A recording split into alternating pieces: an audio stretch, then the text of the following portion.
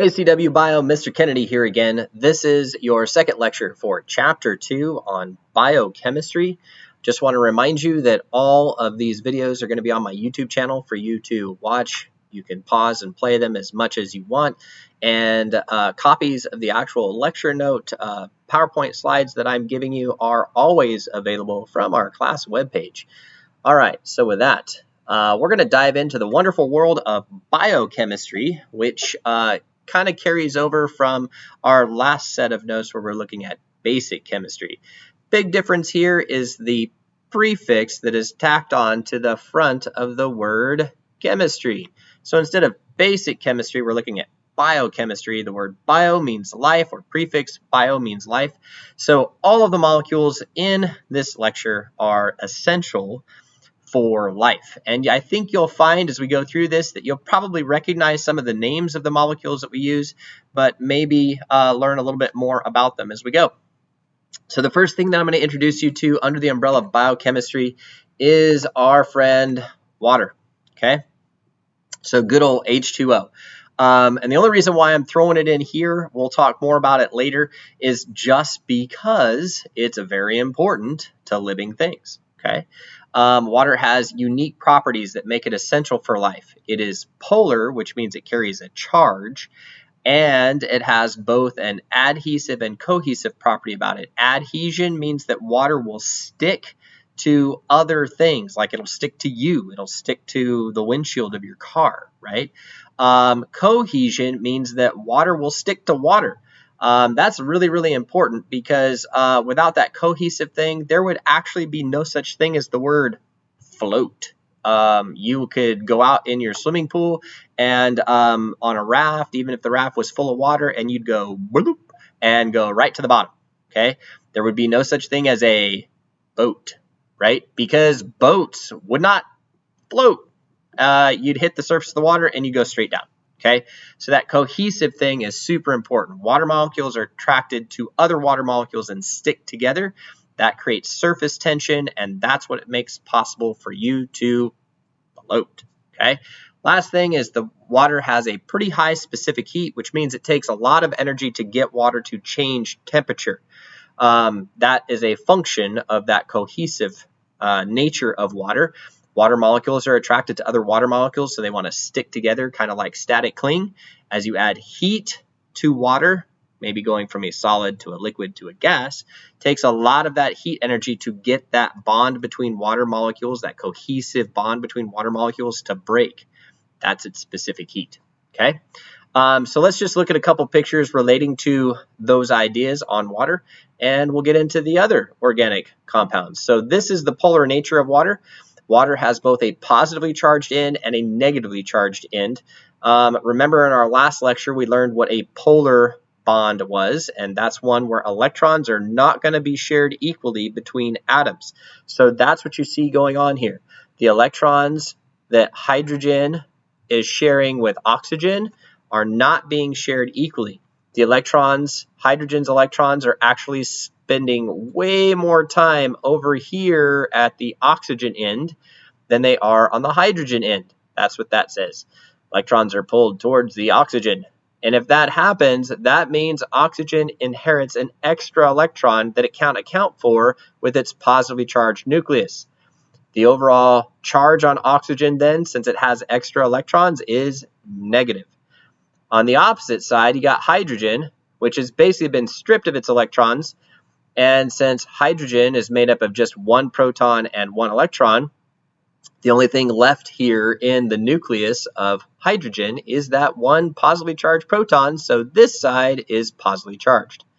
So this partial positive and partial negative end to water is ultimately what gives it its adhesive, cohesive properties and its specific heat that I just mentioned a moment ago. Okay, remember, opposites attract. So if I put a water molecule near something that is charged, one side or the other of that water molecule is going to stick to it.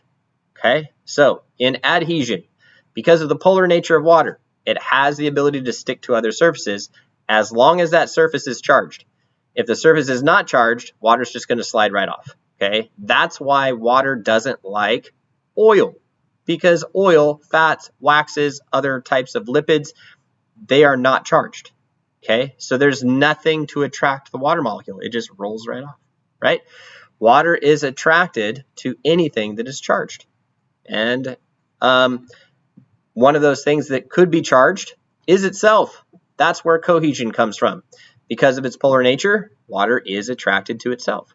Water molecules will stick to each other because they themselves are charged. And that, as I said a while ago, is where we get surface tension. That's why boats float. That's why you can float in the swimming pool, right? Those little insects, water striders, they can run across the surface of the water, all that kind of stuff like that, because water is charged. Now, one other thing that I want to throw your way with regard to water, and we will have to talk more about this in another lecture on chemistry, and that is acids and bases. Water is the place we get acids and bases from, okay? Remember, water is made of 2 hydrogens with one oxygen. Oh, I almost said 2 oxygens. That would be hydrogen peroxide. So water is 2 hydrogens, 1 oxygen. All right, so if we split water, okay, we can either split it so that we get hydrogen gas and oxygen gas, right? Or we can split it kind of unevenly so that oxygen takes 1 hydrogen's entire complement of electrons and walks off with it. Overall negative charge there. We have a molecule called OH, or hydroxide ion, and then leaving behind a second hydrogen that lost its electrons. So all it is this floating thing, H+, which we call a proton, which is a hydrogen ion. So if we dissociate or break water like that, okay, that's where we get acids and bases. If we have an acid, as you see here in this picture, we have a solution in which the concentration of hydrogen ion is greater than hydroxide ion. So you see all these little H pluses floating around, right? That's from the uneven split of water. These little H pluses are super angry that they had their electrons stolen, so they're going to go out in the atomic world and they're going to steal electrons right back from anybody else they can get those electrons from. That's what makes acids dangerous. Because those hydrogens, they don't care what other molecule they rip electrons off from. They're just going to go steal them, okay? And as they steal them, they rip those molecules apart, and that's what we call a hydrogen burn, okay?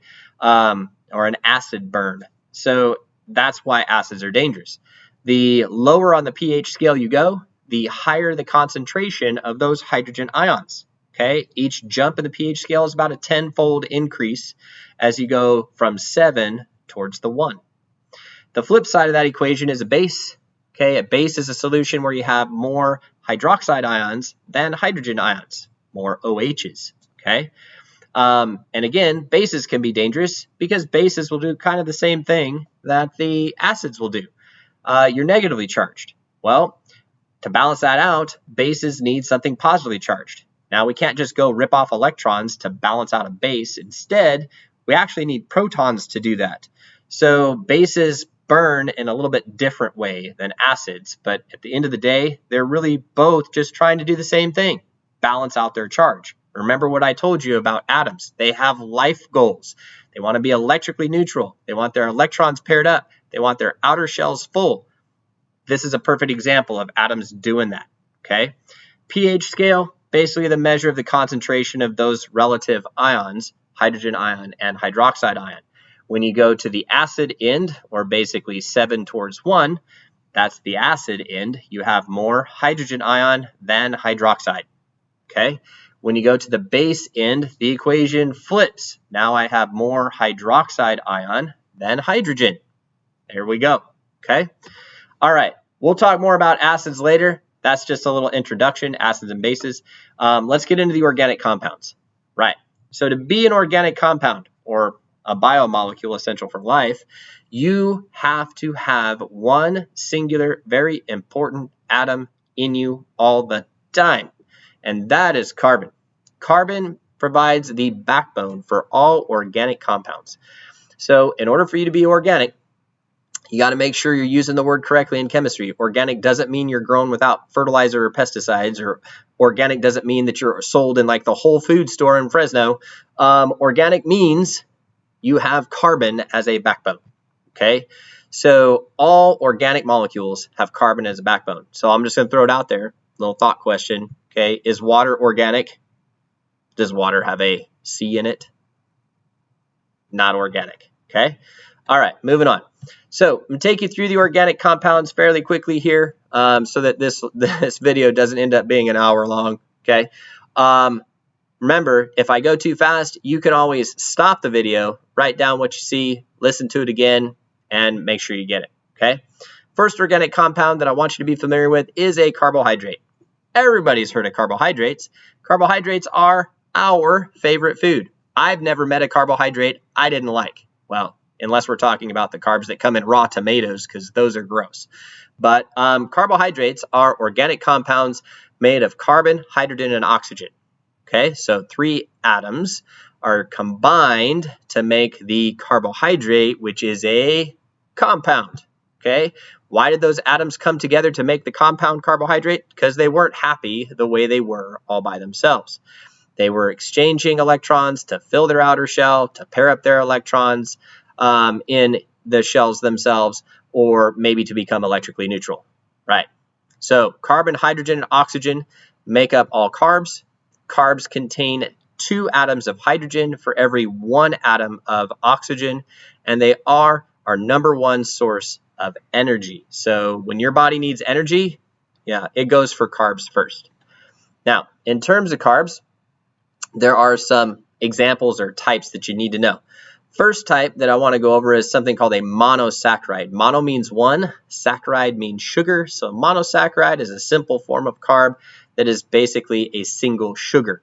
Usually has 5 or 6 carbon atoms and is ring-shaped. Okay, you eat monosaccharides very rarely. Okay, you would have to have some super processed food or sugar to be eating monosaccharides.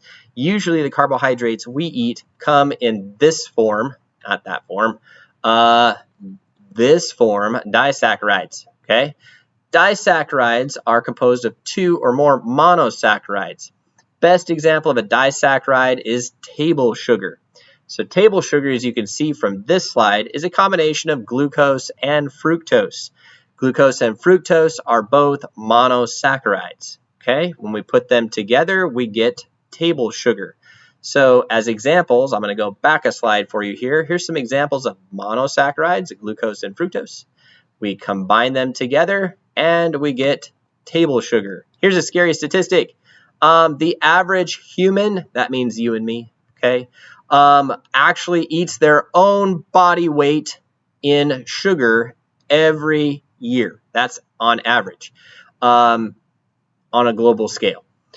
In the United States, the average human actually eats 2 times their body weight in table sugar. So if I weigh 200 pounds, I don't weigh 200 pounds, by the way.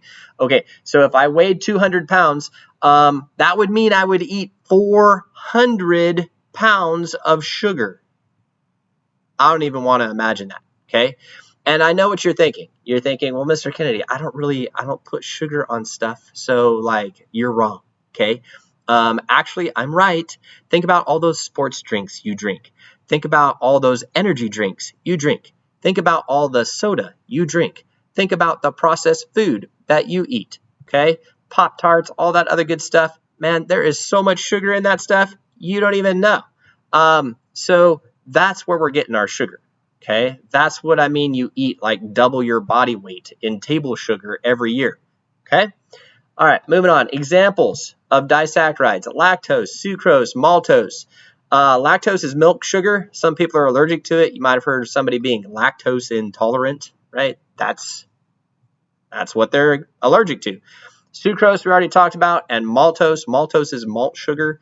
We find it in things like candy. We used to put it in milkshakes. A few places you could go still get a malt milkshake, but you got to pay extra for it, right? It's just a disaccharide sugar that they add to the ice cream that they're making in your milkshake, because I guess ice cream doesn't have enough sugar in it already. Anyways, next one, polysaccharides. Polysaccharides are formed by 3 or more monosaccharides being bound together. These are huge. They can be energy sources, or we can build stuff with them in cells. If you're going to eat carbs, dietitians will tell you, eat this kind of carb. And the reason why they'll tell you to eat this, they're called complex carbohydrates. It's because it takes your body a long time to break these down. You'll feel full longer and be able to use the energy over a longer time period. Okay, if you eat a bunch of disaccharides or monosaccharides, right, you're going to flush the body with so many carbs so quick that it won't be able to use all the energy that you're giving it in that moment. And unfortunately, that means that anything left over extra is just going to be converted into fat. Okay. Examples of polysaccharides: cellulose, glycogen, and starch. All right, next one, lipids. By definition, a lipid sounds a lot like a carb. Okay, it has carbon, hydrogen, and oxygen in it.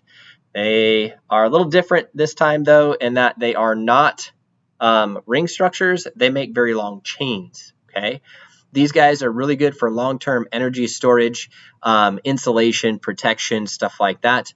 And they're very hard for your body to break down. When it comes to energy, they're great, though, because there's like 9 times the amount of energy in a lipid than there is in just a garden variety carbohydrate. Okay, so that's pretty cool. But it's really hard to break down. So yeah, there's lots of energy there, but I can't get at it. Some examples of lipids. Well, if we go through and we just kind of look at, lipids piece at a time, lipids are made up of fatty acids, which are long chains of carbon and hydrogen attached to a molecule called a glycerol molecule. Sometimes that glycerol has a phosphate added to it, and at that point we get what's called a phospholipid, right? We'll learn more about those when we get into cells. Now, all fats, all lipids are what we call hydrophobic. They don't like water. So I'm going to give you kind of a couple slides here to define the difference between hydrophobic and hydrophilic. Hydro means water. Philic comes from the Greek philios, which means love. So if you're hydrophilic, you actually love water and you will interact with water. Remember, water is charged. So the deal is, if you're not charged, water wants nothing to do with you. So if you're hydrophilic, you got to be charged. Like table salt is charged, it will interact with water. If you're hydrophobic, exact opposite. You're not charged, you're nonpolar, you're a fat, you're oil, and water wants nothing to do with you. There's no charge interaction there. Okay, so think any fat, oil, wax, whatever. Now, as we get into the different types of lipids, there's 2 kind of like grand categories that we'll talk about: fats and oils, and then we'll add on wax at the end. An oil. When you think about fats, a lot of times, people think, well, maybe that white stuff, that white ring of stuff that's around a steak, right? But oils like vegetable oil, olive oil, all that kind of stuff, those are fats too. The difference between an oil and a fat really is just whether or not they stay liquid at room temperature. Okay, so oils do, fats don't. All right, oils are nonpolar. They're made up of triglycerides, which are the building blocks of fats. They're liquid at room temperature. Now, an oil can either be saturated or unsaturated. When we talk about saturated versus unsaturated, we're just talking about whether or not it's holding all the hydrogen it can or not, right? If it's holding all the hydrogen it can, it's a saturated fat. By the way, those taste really good, right? They're in lots of different foods, but they're really, really bad for you because they're heavy, they settle out of circulation, and they lead to things like heart disease. So you need to avoid your saturated fats or only eat them in moderation. Unsaturated fats are missing hydrogens, so right, technically they're better for you. They're lighter weight, they flow around in circulation, all that kind of stuff, and they definitely stay liquid at room temperature. To be an oil, ultimately, you have to be unsaturated to be healthy. Which means, again, you're missing some hydrogen. You got to be liquid at room temperature. And to be an oil, usually you come from a plant like corn oil, peanut oil, or what you maybe see in your cupboard at home just in a bottle that says vegetable oil. Okay, there you go. The opposite of that is a fat. So fats basically are saturated and they're solid at room temperature. And something like that really just comes from animals, right? So if you see raw hamburgers sitting out, all the little white stuff that's sprinkled in there, that's saturated fat. Or here's a good one, and I like it too, but you got to understand what you're eating: bacon. when you look at raw bacon and you see the little pink stripes surrounded by all that lovely white stuff, okay, the only thing that's meat in bacon is that tiny little pink stripe. All that white stuff, when you eat bacon, you're basically eating fried, saturated fat from a pig, okay? I know, it tastes good, right? But that's what you're eating, okay? So there you go. Last one, wax. Wax is kind of like a fat that we sucked the water out of. So we kind of dehydrated it and made it extra sticky, right? Still has all the saturated properties of a fat, but less water. So like beeswax or this stuff called cutin that's on the outside of leaves, right? That's a wax. One last thing I'm going to throw out there because you might need it for the marathon runner project later on, a steroid. So steroids are hormones that are in the human body, and they are made of lipids. We'll learn more about how hormones work later, but the fact is this is a lipid or a chemical in your body that can actually stimulate cells to perform actions. They could turn them on, they could turn them off. Some really good examples of steroid hormones are our sex hormones like estrogen and testosterone. Okay, so those are lipids, those are fats that are circulating in our body, and they can stimulate cells to either start or stop certain activities depending on the hormone in question. Okay, next is protein. Protein, large macromolecules. They're made of carbon, hydrogen, nitrogen, oxygen, and sulfur. They're the primary building block of muscle in your body. They're used to make bone and hair and your teeth and all that kind of stuff like that. Proteins are super, super important. The building block of a protein is a thing called an amino acid. Okay, amino acids, there's 20 different amino acids that show up in the body. We'll learn more about those in just a minute. And each one is very similar in structure. Okay, the average protein is about 200 amino acids long. So these are pretty big. Now, realistically, you can get protein from lots of different sources. Obviously, you can get it by eating meat, okay?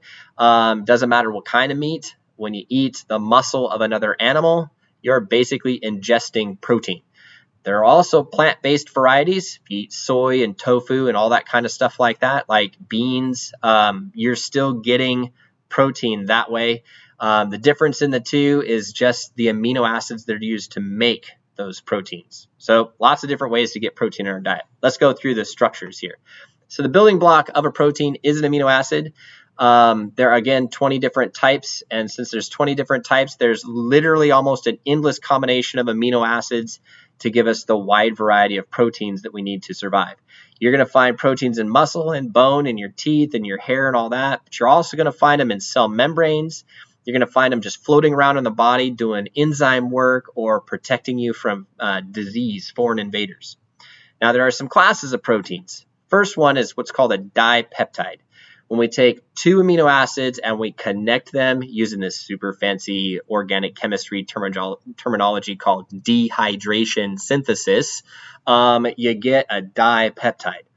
All right, so in order to form a dipeptide, you need two amino acids to be bound together by removing water in between them. So I'm going to draw that for you just in case it shows up on a test. I don't want you to not know what it is. Okay, so here's what I'm going to do. I'm going to get us started looking at dehydration synthesis. Okay, and hopefully this will play for us here. Yay. So dehydration synthesis looks like this. I'm going to draw an amino acid. So here's an amino acid. And we're going to draw the amino end.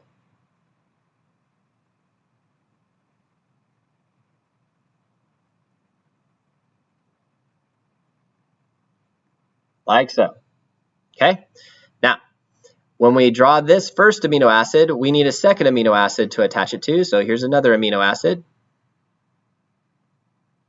And I'm going to draw it in the same direction.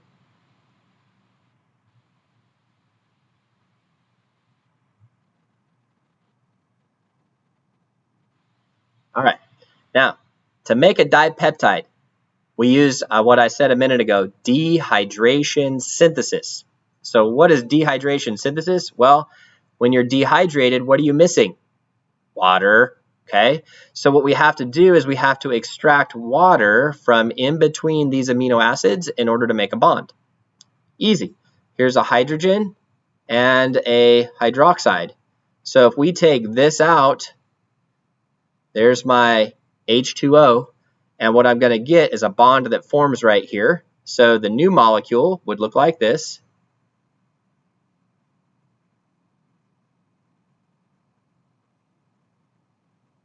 That's an R.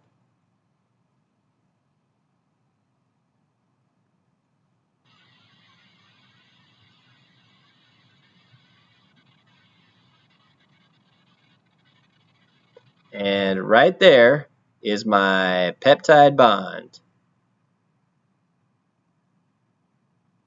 Okay, formed by dehydration synthesis. If I want to break that bond, guess what I got to do? I got to reverse this and I got to put water back in. Okay, so that, when I put water back in, is called hydrolysis. Okay, so dehydration synthesis is how I make the bond, and hydrolysis is how I break the bond. Okay, so that very quickly is how we make a dipeptide. Okay, so let's go back to our PowerPoint and learn the next one. Okay, next one is a polypeptide. Polypeptide is formed by 3 or more amino acids being bound together. Things like hemoglobin will have lots and lots of these amino acids, which is what you saw here in this picture, bound together to make huge long chains. Okay. When we start folding those things, we can get functional proteins like enzymes. Enzymes are something I mentioned a while ago, actually have the ability to influence the chemical reactions in our cells or in our body, making those reactions go faster. We'll learn more about how enzymes work in another lecture. Okay, so for now, that's just what you need to know. Okay, and the last thing I want to give you today in this PowerPoint is a nucleic acid. We've got a whole nother chapter on nucleic acids, so for now I'm just going to tell you nucleic acids are biomolecules made up of nucleotides that are responsible for controlling the activities in our cells. The best examples of nucleotides are things like DNA and RNA. All right, CW Bio, that's the full breadth and depth of biomolecules that you need for Chapter 2. I'll see you next time. Remember, all these videos are on my YouTube channel, and the handouts for the lecture notes are on our class website.